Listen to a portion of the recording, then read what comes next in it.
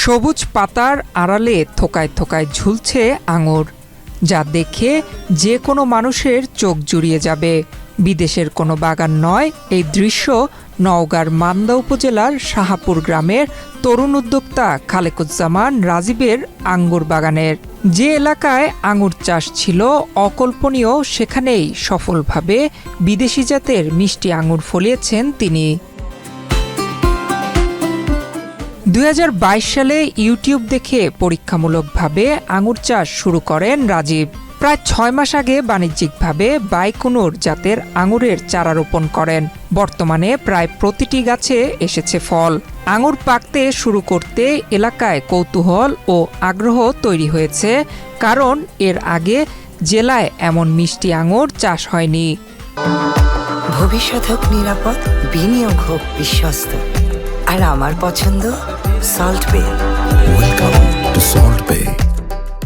আমি 2022 সাল থেকে আঙ্গুরের জাত নিয়ে কাজ করতেছি। মোটামুটি 60টা জাত নিয়ে কাজ করার পর একসময় মনে হলো যে আমার এখানে বাইকুনুর জাতটা ভালো চলবে বা ভালো হচ্ছে।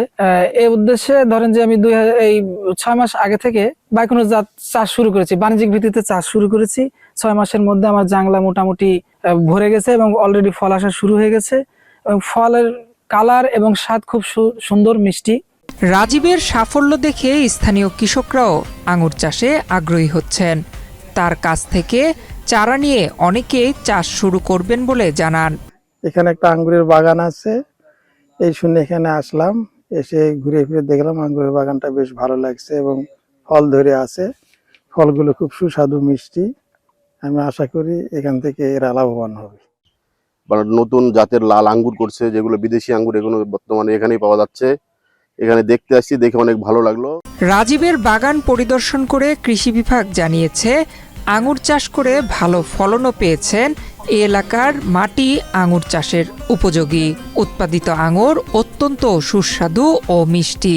এখানে রাজশাহী বিভাগের কৃষি উন্নয়ন প্রকল্পের আওতায় একটি পলিনেট হাউস তৈরি করা হয়েছে। এখানে পলিনেটের ভেতরে বাইকুনু জাতের আঙ্গুর চাষ করা হয়েছে। আঙ্গুরটি অলরেডি প্রোডাকশন শুরু হয়েছে।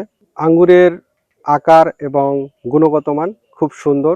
এটা বিক্রি করে কৃষক লাভবান হবে আশা করছি। নয়ন বিশ্বাস, বাংলাদেশ প্রতিদিন।